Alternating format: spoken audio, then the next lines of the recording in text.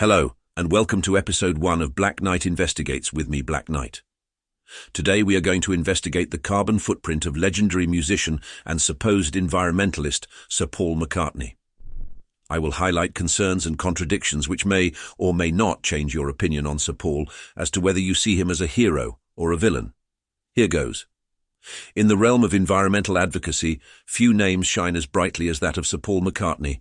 A musical icon and global celebrity, McCartney has earnestly used his fame as a pulpit to champion environmental causes, urging the masses to take responsibility for their carbon footprints. An endeavour that, on its surface, would seem laudable and noble. However, peel back the layers of this ecological symphony, and a complex web of contradictions emerges, casting a spotlight on the enigma that celebrity-driven environmentalism can become. In McCartney's case, the spotlight extends beyond his chart-topping hits and philanthropic efforts. It turns towards the carbon footprint he himself treads upon. For a man who implores the average working-class individual to recalibrate their lifestyle for the greater good, it becomes impossible to ignore his own larger-than-life ecological shadow, his affinity for international tours. Those electrifying performances that traverse continents cannot be dismissed. Each venue, each flight, carries with it a carbon cost that can't be hushed by catchy choruses. The tour bus may amplify his melodious message, yet the environmental repercussions loom as a stark irony against his harmonious pleas for change. Now let's focus on properties for a moment. Not your average suburban homes, but expansive domains with rooms aplenty.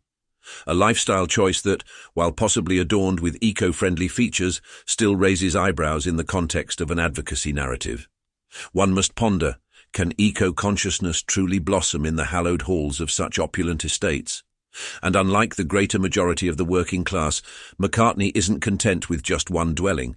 He has multiple properties, scattered across the globe, many of them spending most of the year empty, but still generating a sizable carbon footprint. Then take vehicles, those steeds of luxury that leave huge carbon hoofprints wherever they go. While exact numbers or McCartney's fleet may remain elusive, and maybe in recent years he has addressed this issue, but as a younger man he has been seen in hundreds, if not thousands, of luxurious carbon-guzzling monsters. McCartney's commitment to the cause, particularly his Meat-Free Monday initiative, brings an added dimension to the discourse. This endeavour, encouraging the masses to forego meat consumption as a gesture towards reduced carbon emissions, highlights a paradox that can't be ignored. The notion that a global celebrity, possessing the resources to transcend mundane concerns, advocates for sacrifices from those whose socio-economic circumstances restrict such choices, adds a layer of dissonance to the narrative. The juxtaposition becomes ever more vivid when considering his own lifestyle, a lifestyle that remains immersed in luxury, arguably without the same constraints faced by many of his admirers. The dichotomy resonates with the tune of inequality. McCartney sings of unity and change, while his actions and status resonate of a world apart. McCartney's championing of carbon offsetting, while striving to curb his own carbon footprint, introduces complexities that cannot be brushed aside. While offset initiatives may alleviate his personal impact, the collateral damage they might exact on regions in Africa and Asia raises ethical dilemmas. Carbon offset projects, which masquerade as well-intentioned businesses, run by massive greedy corporations and often backed by politicians, inadvertently trigger negative outcomes, such as land displacement and resource allocation issues in already marginalized communities. The shadows cast by such initiatives in the name of environmental virtue should not be ignored. Finally, the average working-class man has often retired by the age of 65, resulting in minimal ongoing carbon emissions for the remainder of their lives. In contrast, McCartney has continued to tour into his early 80s. The carbon emissions generated by his extensive touring activities can't be ignored. The transportation of equipment, crew and performers across continents exacts a substantial toll on the environment, raising the question of the motivation behind it. What gain does it provide? The answer is simple. It is for his own personal enjoyment and the further enrichment of his already considerable wealth. He might urge you to relinquish the simple pleasure of consuming a piece of steak or a sausage on a Monday, yet he himself resists giving up the grandeur of touring.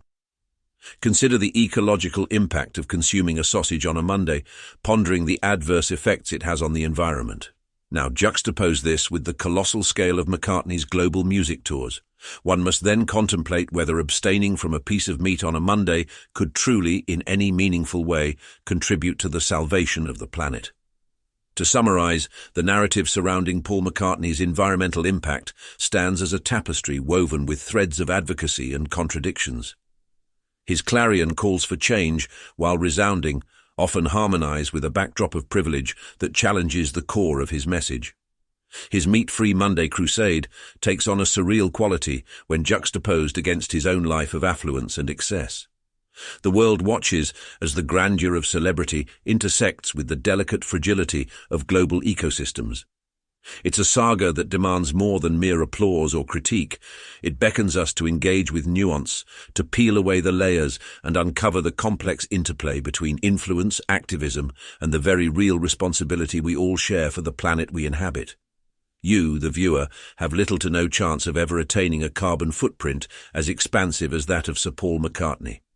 The reality remains that your entire family, spanning generations, couldn't collectively match the carbon footprint of this single ironic environmentalist. So the question I will leave you with is this: is McCartney a stalwart of ecological reform, or does he merely embody the image of a hypocrite riding the coattails of a cause? Could this be an attempt to placate his own guilt for the environmental harm he has contributed to his entire lifetime? Or is it just a tool, a mere marketing ploy to generate more wealth, fueling his opulent and ecologically harmful lifestyle? And with that, we wrap up the inaugural episode of Black Knight Investigates.